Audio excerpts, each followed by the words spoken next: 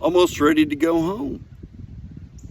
I've had a good day, caught some nice fish, lost some nice fish.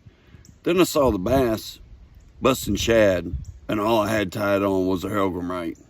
But you know what? Bass ain't that smart, because this is my new friend. He's a 3-pound, 18-inch spotted bass who just likes to eat Hellgramites floating out in the middle of a lake, like silly bass.